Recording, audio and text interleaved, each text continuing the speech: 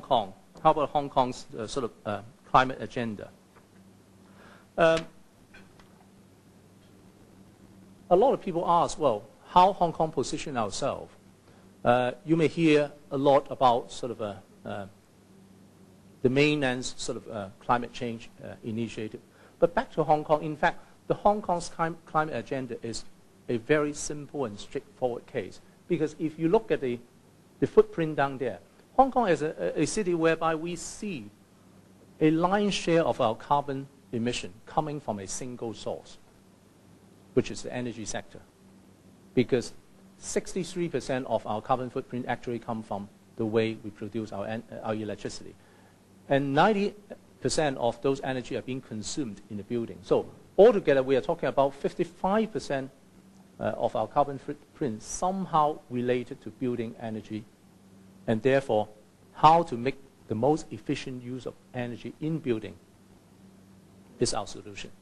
And for that topic, I believe that most of the people around this room would agree that, that in fact is a biggest market opportunity for Hong Kong to develop. So we'll continue to focus on this. There are certain things that, government will be taking the lead. For instance, in tackling and how to reform the energy production in Hong Kong. I think that is largely a job between the government and the two power companies. And you have seen in the last 2 years, we have, in fact, paved the way for our energy to move towards much cleaner fuel, i.e. natural gas. We'll continue that momentum. But there are also a demand-side question, which is the building energy efficiency, that everybody, be they individual households, individual companies, building owners, can help. Now, this also opens up a very interesting point is, for a low-carbon economy to develop, in my table, we're chatting the same issue. I think the question is how to do it. I think, to me, it requires 3 things. First, mindset change. Is people need to realize that, by doing something, you can make a change. And also by seeing the benefit of going for low carbon. So mindset change, number 1. Secondly, you need the technology or the product to help you. Because we're not talking about abstract. We're not talking about restraining just personal behavior. There must be a commercial solution to that. So secondly is whether we have the technology there. And thirdly, it's the change agent which can bridge the two. And I think the Eco Expo or a forum like this would be the perfect opportunity for us to invite more people to be our change agents so that people would better understand there could be scope for doing better, and also by bringing in the technology.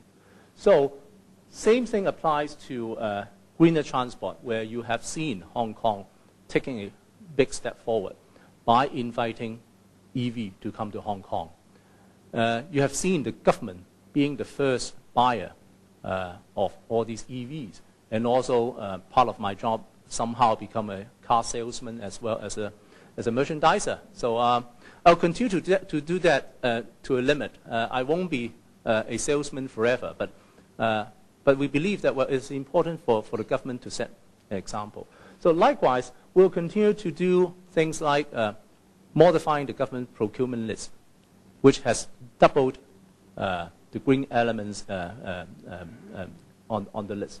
So these are areas that we'll be focusing on.